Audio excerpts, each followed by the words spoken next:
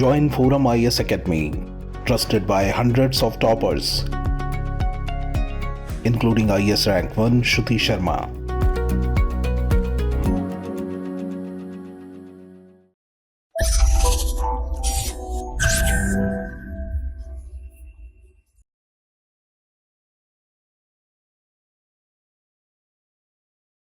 Good evening aspirants, welcome to the Hindu News Analysis discussion brought to you by ForumIAS for the date of 19th May 2023. Today we will be covering 5 topics. These are the list of news articles for today's discussion. Apart from that, we will also be covering previous year prelims question for the day. So for today's discussion, we will be covering topics from culture, governance, international relation, and a topic from science and technology, and a topic from economics. So straight away, let us move to our first article. First article, Tamil Nadu's amended law on Jallikattu valid, says Supreme Court. The news is that the Constitution Bench headed by Justice K.M. Joseph upheld the validity of Prevention of Cruelty to Animals Act of 2017 and Prevention of Cruelty to Animal Rules of 2017. See, the laws and the rules related to prevention of cruelty to animals were enacted by the state legislature, that is Tamil Nadu state legislature, in the year 2017, and this legislation got the assent of the president to allow Jallikattu sports to take place. But petition had been filed in the Supreme Court to strike down this 2017 Tamil Nadu law that protects Jallikattu. But now the verdict of the Supreme Court has recognized the state law and allowed Jallikattu sport to take place. The Supreme Court observed that Jallikattu is a type of bovine sport existing in the state of Tamil Nadu for at least a century, and held that the Jallikattu law substantially minimizes the pain and suffering of the animals participating in the event. So from this article, let us know about Jallikattu in detail. But before that, let us know the history behind the case filed in the Supreme Court and why certain sections are opposing Jallikattu.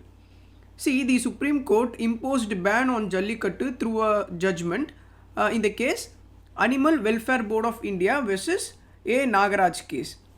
This happened in the year 2014. However, in the year 2017, people demanded the central and the state governments to come up with a law that would annul the Supreme Court's ban and allow Jallikattu to take place. This led to the enactment of Prevention of Cruelty to Animals Ordinance 2017. It was later replaced by a bill adopted by the Tamil Nadu Legislative Assembly. However, some people moved against this law to Supreme Court, and this issue was referred to a Constitution Bench. Now let us see how the Supreme Court examined this case. See, the court examined the case from various perspectives. First is whether Jallikattu should be granted constitutional protection as a collective cultural rights under the Article 29, which protects the educational and cultural rights of citizens. Secondly, Supreme Court saw whether the Prevention of Cruelty to Animals Act 2017 and the Rules 2017 leads to cruelty to animals, or it ensures the survival and well-being of the native breeds of bulls. Thirdly, Supreme Court observed whether Jallikattu and bullock cart race laws of Karnataka and Maharashtra would serve the objective of prevention of cruelty to animals under the Prevention of Cruelty to Animals Act. Moreover, the Supreme Court in 2014 struck down the Tamil Nadu Regulation of Jallikattu Act 2009, which had allowed Jallikattu. This was because the bulls were tortured in the process of performing the event.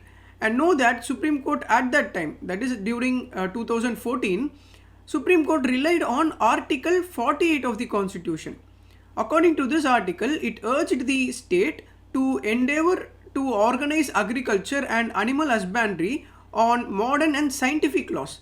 So this is the history behind the Jallikattu case. Now let us know about Jallikattu. Jallikattu, also called Yeru Tazhuvudal, literally bull hugging in Tamil custom. It is celebrated on the day of Mattu Pongal, which is the day after Pongal, which is nothing but the harvest festival. It finds a mention in Sangam literature, and it is celebrated since nearly 2500 years. See, Jalli here means coins and Kattu means to tie. During the rule of Nayak kings, gold coins were tied to the horns of the bulls and were claimed as the prize for the winners. Bulls of indigenous breeds, mostly Kangayam, are specially prepared for the event by providing them with sumptuous food and care. On the day of the event, the bulls are let loose from an enclosure which is called Wadi Vassal, and participants attempt to subdue them. However, only the humps or in some cases horns as well must be held on to. Touching any other part results in disqualification. Know that the participant has to subdue to bull within 30 seconds or within 4.6 meters, whichever is longer. Sometimes the participants have to get the flag that is tied to the horns of the bull. If the bull gets subdued, the participant wins and is awarded handsomely. Here you must know that the bull is also used for farming purposes and they are used as farm labors also. If the bull cannot be subdued, then the bull is said to win the sport. So the bull owner is awarded handsomely and the bull is set aside for breeding purposes to preserve the vigor of the native breed. The customs thus acts as an incentive for the people to conserve the indigenous cattle breeds. Now let us know the arguments presented for and against Jallikattu. If we take the for arguments, they say Jallikattu is both a religious and cultural event celebrated by the people of the state and its influence extends beyond the caste and creed. Secondly, it is the century old and symbolic of community's identity which can be regulated and reformed rather than completely banning. Thirdly, any ban on such a practice would be viewed as hostile to culture and against the sensitivities of the community. As said earlier, it is a tool for conserving this precious indigenous breed of livestock and it does not violate principles of compassion and humanity. Then fifthly, children are also being taught in school about the significance of culture to preserve it beyond generations. These are the points that adds advantage to conserve this sport, but there is a difference of opinion as well. Firstly, animal activists claim that liberty is necessary for every living being, an aspect that has been recognized by the Constitution of India itself. Secondly, there are deaths and injuries caused to humans as well as bulls in the event. Then thirdly, animal activists claim that animals face extreme cruelty and there is no evidence to justify Jallikattu as a part of culture. These are the points that are listed against the sport. Here, since the Animal Welfare Board of India is also involved in the case, let us know about it from exam point of view. See, Animal Welfare Board of India is the statutory board under the Prevention of Cruelty to Animals Act of 1960. It focuses on animal welfare laws, therefore it promotes animal welfare in the country. Know that it established in the year 1962 under the said act, that is the Prevention of Cruelty to Animals Act 1960. Another fact is that the Animal Welfare Board of India was started under the stewardship of late Srimati Rukmani Devi Arundale, who is well-known humanitarian. As a matter of fact, the AWBI ensures that animal welfare laws in the country are diligently followed and provides grants to animal welfare organizations to ensure it. Then it also advises the Government of India on animal welfare issues, and know that the board has been the face of animal welfare movement in the country for the last 50 years. Here the board consists of 28 members and the term of office of the members is for the period of 3 years. So these are few important facts about AWBI. So from this news articles discussion, we saw about the facts related to Jallikattu case and about Jallikattu from cultural point of view and about the Animal Welfare Board of India. So with this, let us close this topic here. Second topic, Operation Dwaste. 3 held after NIA holds raids in states. The news is that National Investigation Agency has conducted a nationwide drive codenamed Operation Dwaste. This operation was conducted to crack down the terrorist, gangster, drug smugglers network.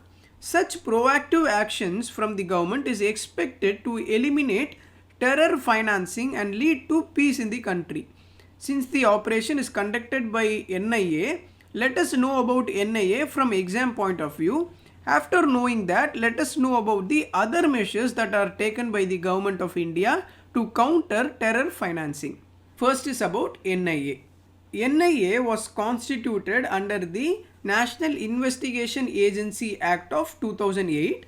If we take the mandate of NIA, it is the central agency mandated to investigate all the offences affecting the sovereignty, security and integrity of India.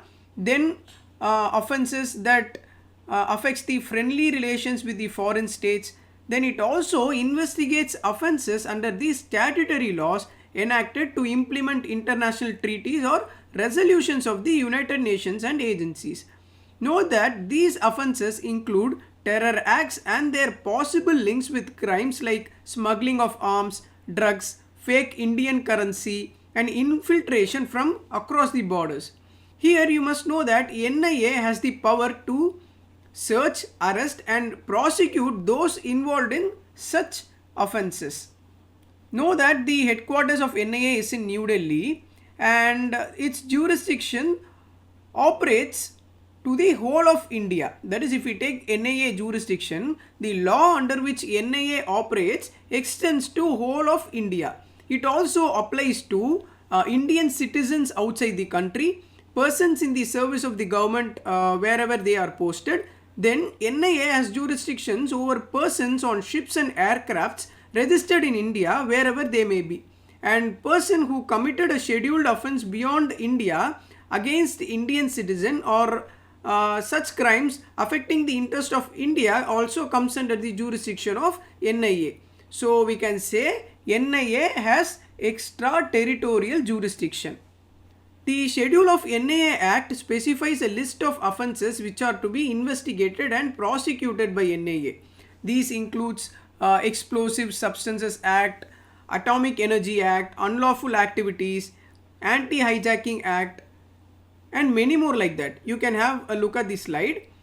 In 2020, the center empowered the NIA to also probe offences under the Narcotic Drugs and Psychotropic Substances Act that are connected to terror cases. Now let us see how NIA takes up the probe. See, as provided under the section 6 of the NIA Act, state governments can refer the cases pertaining to scheduled offences that are registered at any police stations to the central government. After assessing the details made available by the state government, the center can then direct the NIA to take over the case. Here, the state governments are required to extend all assistance to the National Investigation Agency. Even when the central government is of the opinion that scheduled offences has been committed, which is required to be investigated under the Act, it may suo moto direct the agency to take over the probe. This is how NIA functions. Now let us know India's other domestic efforts to combat terror financing. The government has taken various steps to combat terror financing in the country. Firstly, the government has strengthened the provisions in the Unlawful Activities Prevention Act of 1967 to combat terror financing. This is done by criminalizing the production, smuggling or circulation of fake Indian currency as a terrorist act. It has also enlarged the scope of proceeds of terrorism to include any property intended to be used for terrorism. Second one is the Terror Funding and Fake Currency Cell, which has been constituted in the NIA. The Terror Funding and Fake Currency Cell conducts focused investigation of terror funding and fake currency cases. Third, an advisory on terror financing has been issued to the states and union territories for investigation of cases of high quality fake Indian currency note circulation. Fourth is that training programs are regularly conducted for the state police personnel on issues related to combating terror financing. Fifth and the important effort is the Fake Indian Currency Notes Coordination Group, which is the FCOD, constituted and formed by the Ministry of Home Affairs. This was formed to share intelligence or information among the security agencies to the states or center to counter the problem of fake currency notes. Sixth and the final one is the intelligence and security agencies of center and states work in tandem to keep a close watch on elements involved in terror funding activities, and then they take action according to the law. Despite multitude of efforts to counter terrorism, financing of terror groups has continued unabated, and emerging technologies like cryptocurrencies are posing new challenges to the agencies. The government need to overcome this through multi-stakeholder approach to combat the scourge of terrorism. So that is what the article is all about. In this article, we saw about Operation Dwaste and about NIA from exam point of view. So with this, let us close the article here. Third topic, India is planning to hold Quad meet in Japan, says Foreign Secretary. The news article reports that Prime Minister Narendra Modi will be participating in the G7 summit, where India is the guest country. And after that, he will jointly lead the summit of the Forum for India-Pacific Islands Cooperation with Papua New Guinea. Alongside this, India is also planning to hold quadrilateral security dialogue on the sidelines of G7 meeting in Japan. So from this news article, let us know about all the three forums from prelims point of view. First is about the group of 7 countries.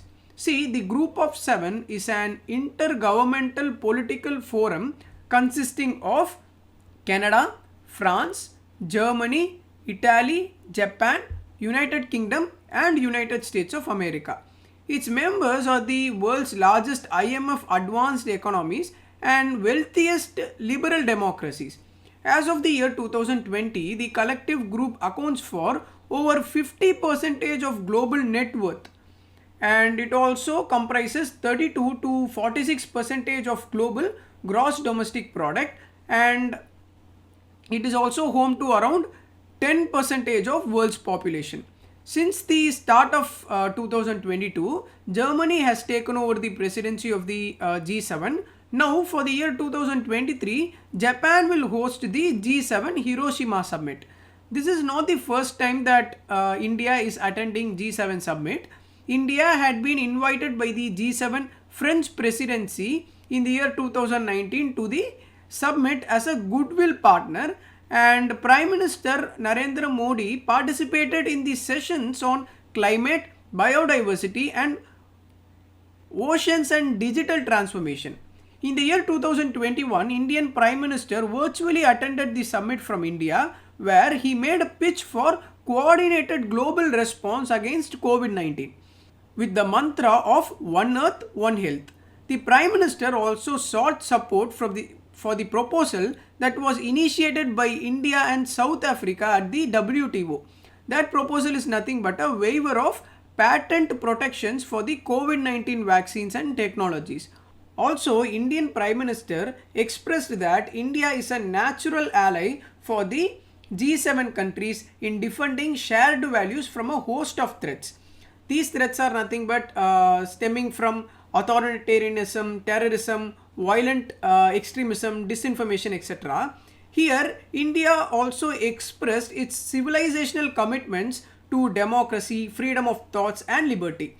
Further, India called upon G7 nations to keep their unfulfilled promise of setting aside $100 billion annually to finance mitigation and transfer of technology to the developing countries to meet the challenges posed by climate change. This is the significance of G7. Now let us know about the Forum for India Pacific Islands Cooperation. See, FIPIC, that is Forum for India Pacific Islands Cooperation, is a multinational grouping that was developed in the year 2014. It was developed for cooperation between India and 14 Pacific Island nations. These includes Cook Islands, Fiji, Marshall Islands, Micronesia, Papua New Guinea and many more countries like that. The first and the second editions of the FIPIC took place in Fiji in the year 2015, and it also took place in India in Jaipur in the year 2016.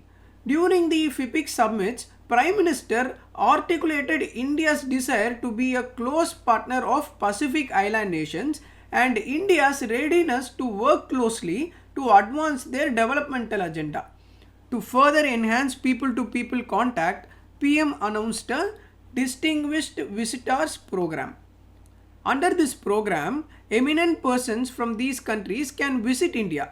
That is, eminent persons from 14 Pacific Islands can visit India, and India would also welcome the visit of parliamentary delegations from the Pacific Island countries to India. To continue high-level engagement, PM extended an invitation to all the leaders for the third FIPIC summit that was held in Port Moresby in the first half of 2020. So that is all about the forum. Now let us see about Quad. Quadrilateral Security Dialogue, or Quad, is an informal strategic forum among like-minded democracies across Indian and Pacific Ocean. Quad is aimed to ensure and support a free, open and prosperous Indo-Pacific region. Know that it comprises of USA, India, Japan and Australia. If we take the origins, the grouping traces its genesis to the year 2004, when the four countries came together to coordinate relief operations in the aftermath of tsunami. However, the idea of Quad was initiated in the year 2007 by the Japanese Prime Minister, but it was dropped with the withdrawal of Australia, and it was later revived in the year 2017. If we take the objectives, Quad is viewed as a group of four democracies, and they have a shared objective to ensure and support free, open and prosperous Indo-Pacific region. Also, the foundation of Quad is based on the collective effort, shared commitments to counter terrorism, humanitarian assistance, disaster relief, maritime security cooperation, development finance and cyber security. So these are the purposes of formation of Quad. So from this news article we saw about three major forums. They are G7, Forum for India Pacific Island Cooperations, and also about Quadrilateral Dialogue. So with this, let us close the topic here. Fourth topic, Center pushes vaccination as lumpy skin ravages cattle. Earlier in the month of March and April, newspapers reported about 10,000 cases of lumpy skin disease in the country, where 128 cattle deaths in Uttarakhand alone happened. Now officials say severity of infection has been curbed by vaccinations and cattle are developing herd immunity, which is a good sign. So from this news article, let us know about lumpy skin disease. See, lumpy skin disease is caused by lumpy skin disease virus, which belongs to the genus Capripox virus. This virus is a part of pox viridae family, and smallpox and monkeypox, which is the mpox viruses, are also part of the same family. The lumpy skin disease virus shares antigenic similarities with the sheeppox virus and the goatpox virus. And know that lumpy skin disease virus is similar in the immune response to the virus that I have mentioned now. The lumpy skin disease affects the lymph nodes of the infected animals, causing knots to enlarge and appear like lumps in the skin. Here you can see. The nodules may turn into ulcers, which can develop scabs over the skin. According to FAO, the time between the infection and symptoms is about 28 days. And know that lumpy skin disease is a non-zoonotic disease. Therefore, it is safe to drink milk from the infected cattle. Moreover, a large portion of milk produced is either pasteurized or boiled or dried in order to make milk powder. This process ensures that the virus is inactivated or destroyed. But how LSD has become a challenge for India? See, India is the world's largest milk producer, and it also has the largest number of cattle and buffalo worldwide.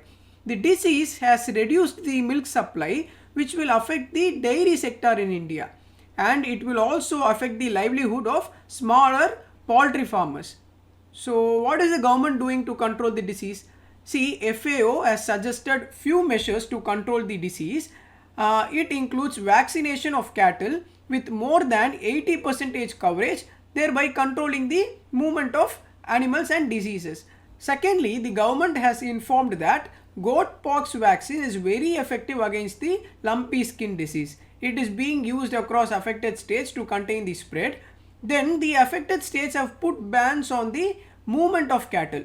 They are also isolating infected cattle and buffaloes, spraying insecticides to kill vectors like mosquitoes. Some affected states are also setting up dedicated control rooms and helpline numbers to guide farmers whose cattle have been infected. Know that the government has also come up with the vaccine Lumpy Pro Vac Ind vaccine. It is an indigenously developed vaccine against the lumpy skin disease virus. Know that ICAR's National Research Center on Equinus located at Haryana and the Indian Veterinary Research Institute located at Uttar Pradesh developed the Lumpy Pro Vac Ind vaccine.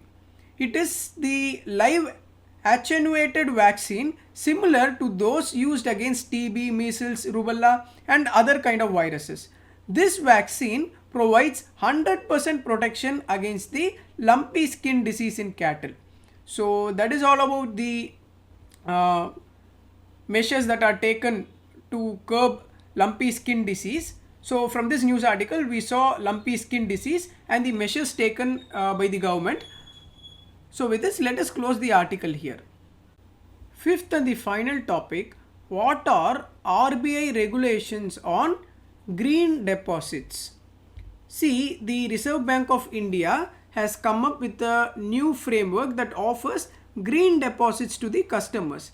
This aims at developing a green finance ecosystem in India. This framework will come into effect from the month of June 2023. Now let us see what are green deposits. See, the article says green deposits are not very different from the regular deposits that banks accept from their customers. In the case of green deposits of customers, banks make use of the deposited money that they receive as green deposits towards environment friendly projects. For example, if I deposit ₹1,000 in a bank as a deposit, what the bank will do with that, keeping apart the CRR, that is the cash reserve ratio, and the statutory liquidity ratio, they would lend the rest of the money as loans to yield profit, right? In case if I deposit that ₹100 as a green deposit, then the bank will use it to finance renewable energy projects that fight climate change. Note that banks may also avoid to use that ₹1,000 to invest in fossil fuel projects that are considered harmful to the climate. So a green deposit is just one product in the wide array of other financial products such as green bonds, green shares, etc. that helps investors to put their money into environmentally sustainable projects. Now let us see the key features of RBI's framework.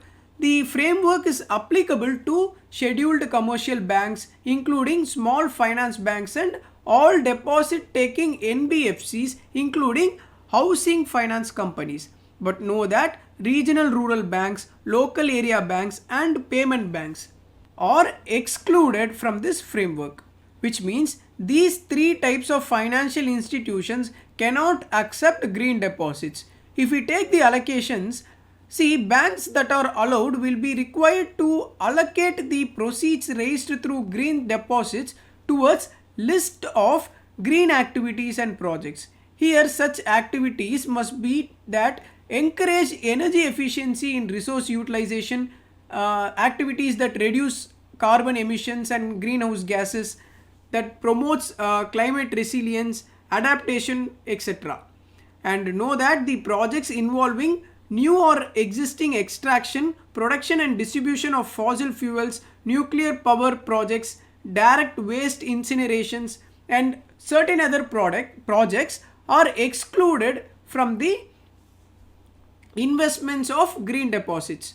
And here one more thing you have to know, hydropower plants that are larger than 25 megawatts have been excluded from green financing.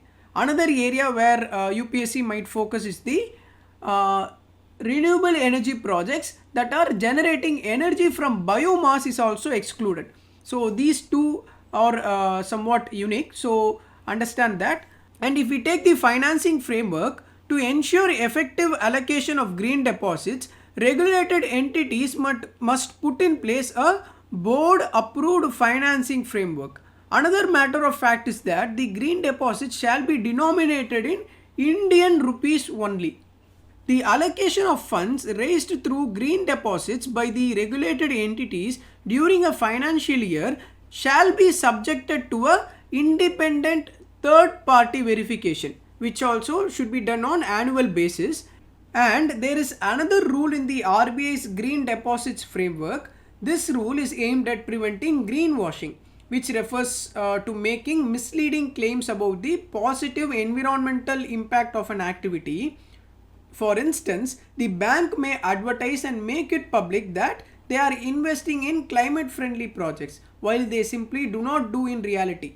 That is what we call as greenwashing. So these are the list of rules and regulations which are set in RBI's framework. So from this article we saw about green deposits and about the rules that are mentioned in the RBI's framework. With this, let us close the news articles discussion here. Now coming to the previous year prelims question discussion. See, this question was asked in the year 2022 prelims. Considering the first question, biorock technology is talked about in which one of the following situations? The options given are option A, restoration of damaged coral reefs, option B, development of building materials using plant residues, option C, identification of areas for exploration or extraction of shale gas, option D, providing salt licks for wild animals in forest or protected areas. See, the biorock technology got originated in the year 1976, and this technology has been successfully applied to fish and shellfish mariculture. As well as this technology was used for growing limestone, which supports growth of coral reefs. So the correct answer for this question is option A, restoration of damaged coral reefs. And know that by growing limestone breakwaters, this biorock technology helps in protecting islands and coastal areas from erosion and rising sea levels. Now coming to the second question, the Miyawaki method is well known for the which of the following four options given? Option A, promotion of commercial farming in arid and semi-arid areas. Option B, development of gardens using genetically modified flora. Option C, creation of mini forest in urban areas. Option D, harvesting wind energy on coastal areas and on sea surfaces. See, through Miyawaki method, urban forests are created. That is, Miyawaki is an afforestation method which is based on the work of a Japanese botanist named Akira Miyawaki in the 1980s. And through this technique, that is through this Miyawaki technique, layers of forest such as shrubs, trees, canopies are planted on small plots of land, turning them into tiny forest. And know that in this Miyawaki technique, various native species of plants are planted close to each other so that the green patches receive sunlight only from the top and grows upward rather than sidewards. So as a result, plantation becomes nearly 30 times denser and grows at a very fast rate. So the answer for this question is creation of mini forest in the urban areas. Option C is the right answer. So with this, we have come to the end of the news articles discussion. So let us wind up the session. And if you understand the way I teach and if you can understand the concepts well, please like, share and subscribe to ForumIAS in various social media platforms for further updates. So thank you for listening and have a good day.